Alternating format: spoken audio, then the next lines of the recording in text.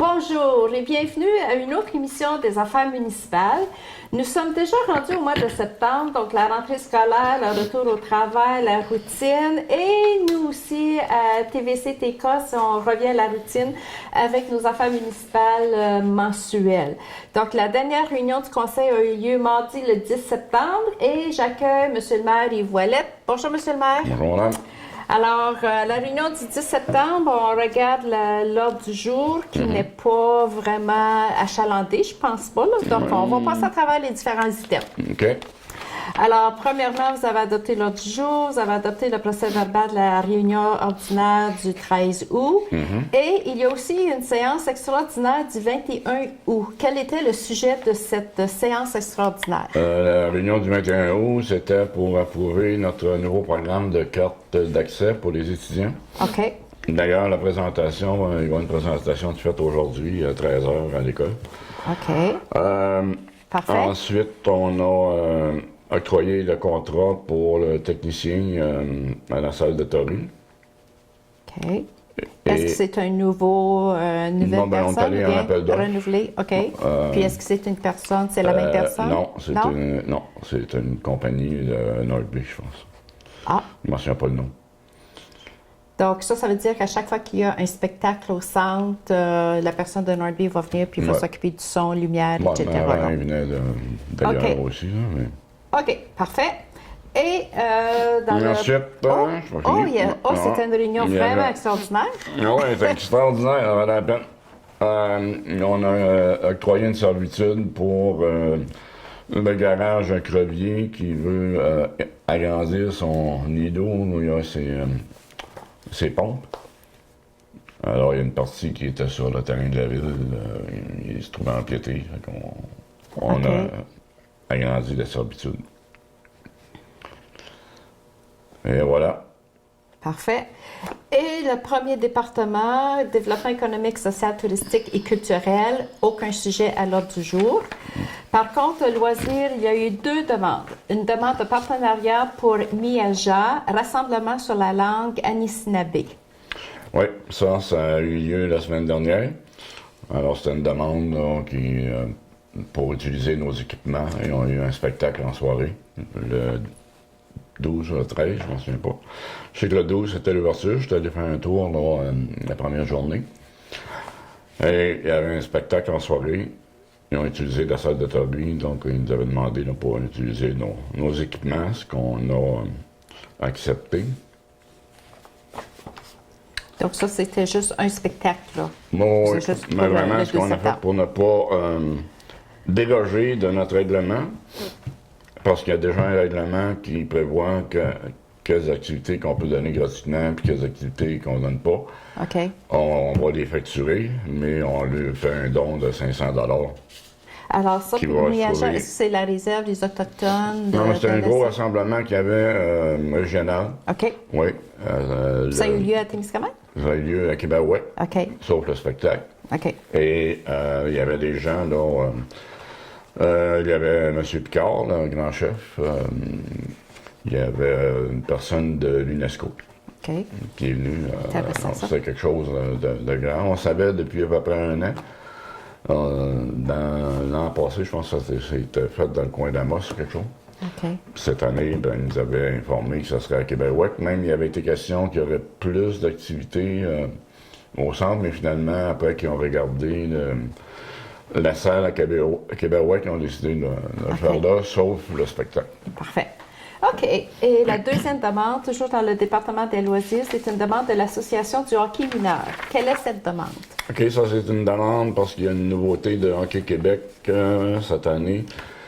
Pour les novices, les pré-novices, ils doivent doivent faire l'achat de diviseurs pour diviser la glace en deux.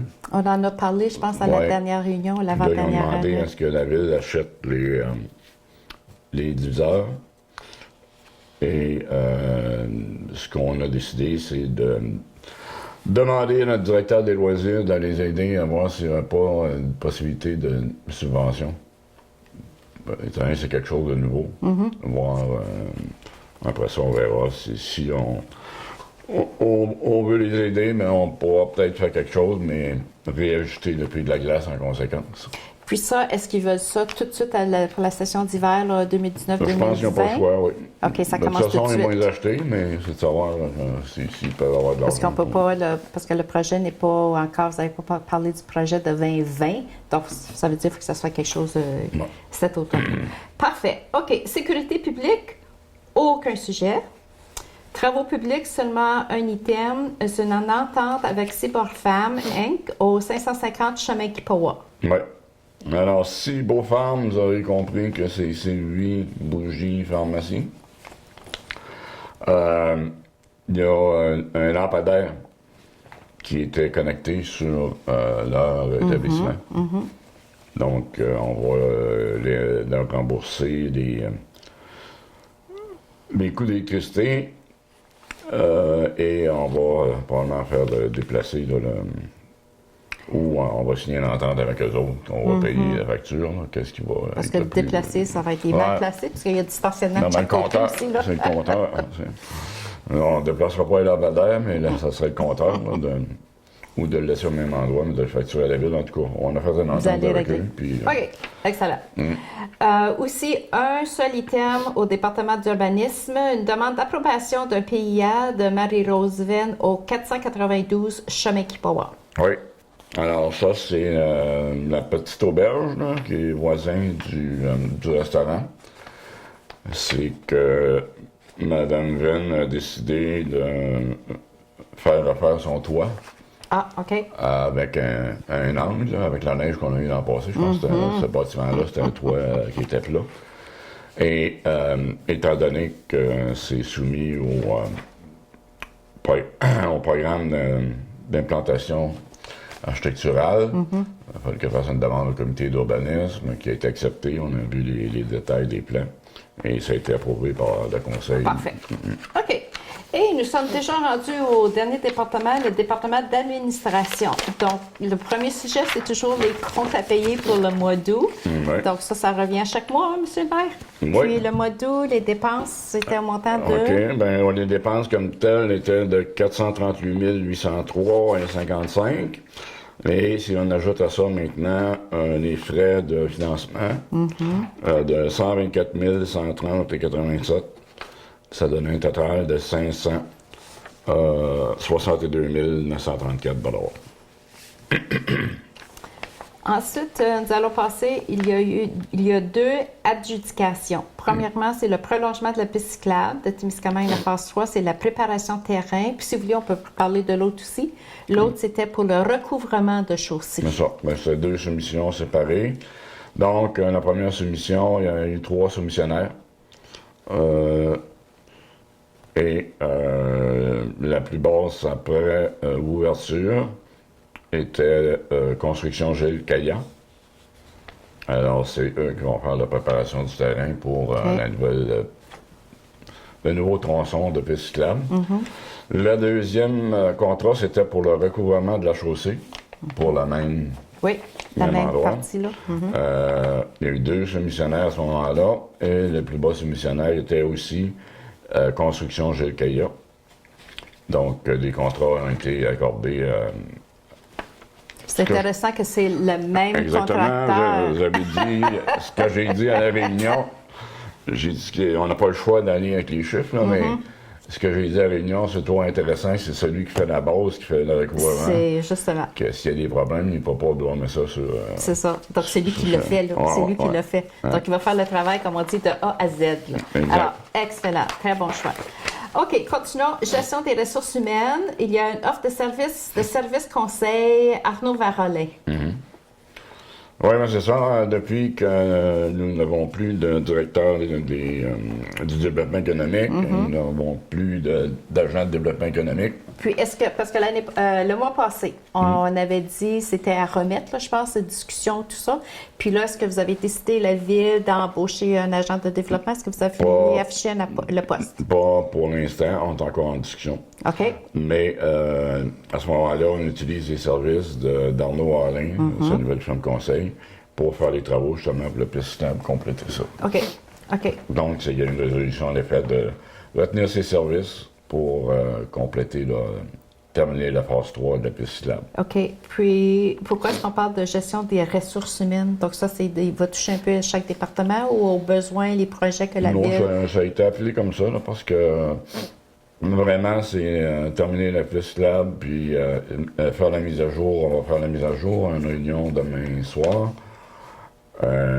pour mettre à jour notre plan stratégique aussi.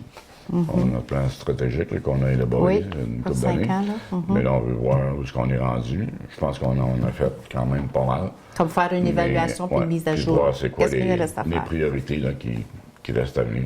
OK, excellent. Maintenant, support aux redditions. Donc, le TECQ et le PIQM. Qu'est-ce que c'est? Alors ça, c'est juste, étant donné qu'on a un surplus de travail, là, on a décidé d'embaucher Champagne, Belle-Humeur, Guimont, donner le mandat pour terminer les travaux qui doivent être faits pour réclamer nos subventions, le taxe et la taxe d'essence qu'on a droit. Mais c'est quoi finir quel projet? Non, ben c'est des subventions qu'on a droit Oui. de recevoir. Oui, remboursement, tout ça, là? OK. Oui. Puis là, ben il faut faire Parce que Champagne, ça, c'est des comptables, là. C'est ça. Donc, Il les faut autres, produire des factures OK. pour avoir le remboursement. OK. Donc, eux autres, ils vont regarder tous les projets que la Ville a réalisés depuis Ouais, janvier, tous les c'est ça, projets là? admissibles, là. OK. On a une liste. On a déjà. C'est juste qu'il faut qu'ils prennent les factures puis qu'ils Puis remplissent vérifier ça, demande, puis remplir la demande. Ouais. OK, excellent. Parce qu'on ne veut pas perdre la chance d'avoir la subvention. OK. Donc, puis c'est ça, chaque sou est important aussi, là. Surtout Ouais. si on a des projets, pour pouvoir réaliser des projets, ça prend des sous à côté dans la sacoche, comme on dit. Oui. OK, renouvellement, 2 renouvellements. Premièrement, l'entente d'incendie avec la corporation de Thorne. Donc, Ouais. ça, c'est à chaque année que vous renouvelez, puis c'est automatique. Exactement. Est-ce que vous augmentez le taux ou comment vous fixez le taux? Est-ce que ça dépend Ben là, de la on l'a population ajouté. de Thorne? Le taux est sensiblement le même pour ce qu'on appelle le montant de base. OK. Mais on a ajouté le taux des pompiers, le salaire des pompiers, parce que le salaire des pompiers a été révisé. Ça fait qu'aussi, on a inclus ça dans le contrat. Là, si, OK. Donc, vous avez ajusté. parce qu'il y a des pompiers, c'est des capitaines qui sont payés tel salaire, des pompiers ordinaires à notre OK. salaire. Ça fait qu'on a inclus des salaires. Ça fait que s'il y a un feu, dépendamment qui va sur le feu, on va Vous ajustez. les facturer en conséquence. OK. OK. Ensuite, le deuxième renouvellement, c'était un contrat des services juridiques. Donc, ça veut dire la Ville a Ouais. représenté, il y a un Oui, certain on avocat. a une entente avec la firme Deveau pour des services juridiques qu'on avait là, depuis un bon bout de temps. Ça fait qu'on renouvelle l'entente là, pour... OK. Puis ça, c'est renouvelé chaque année ou bien c'est un contrat de 2-3 ans? Comment ça fonctionne pour les services juridiques? Oui. C'est à chaque année ouais. que vous renouvelez? OK. Puis c'est toujours avec la même firme, Ben, j'imagine? on n'est pas obligé, mais dans le moment, ça va bien avec eux autres. OK. OK. Ensuite, il y a prochain item, adjudication. Soumission pour l'émission de billets, règlement d'emprunt numéro 599 et 639. Oui, mais ça, c'est du financement de projet. Il y a des prêts qui sont venus à terme, alors il faut renouveler le financement. Et on était en soumission. Il y a eu la Caisse de Jardin, la Banque Royale du Canada là, et la Banque nationale. Le meilleur taux qu'on a eu, c'est la Caisse des Jardins à 2,775 %. Alors, on a décidé d'aller d'avant et renouveler le financement pour ces deux projets-là, 2 règlements d'emprunt avec la Caisse de Jardin du Témiscamingue. OK. Résolution de concordance de courte échéance et de prolongation relativement à un emprunt par billet au montant de 636 400 qui sera réalisé le 17 septembre 2019. Ça c'est juste pour... C'est sur le même règlement qu'on vient de parler, là. Il s'agit d'ajouter les dates pour que le règlement va rentrer en vigueur le 17 novembre. Septembre, excusez. OK. Adoption règles de régie interne pour les différents comités de la ville de Témiscamingue. Oui. Alors ça, on a revu chacun des comités, là, que ce soit le comité de développement économique ou le comité des loisirs, etc. Puis on a approuvé le contenu des mandats, les mandats de chaque comité. OK.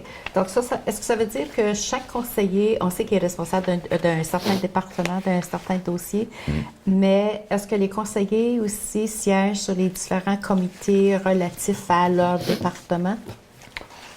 Oui, puis il y en a des conseillers que c'est pas nécessairement leur département qui vont... Mais qui vont siéger sur le comité. Ouais. OK. OK. Mais ce qui était à clarifier, c'était le mandat de chaque comité pour pas qu'il y ait d'ambiguïté, là, à savoir à qui ça appartient. Des fois, c'est sa ligne. Là. OK. Politique salariale, un appel d'offres. Ça, c'est qui? Des employés de la ville?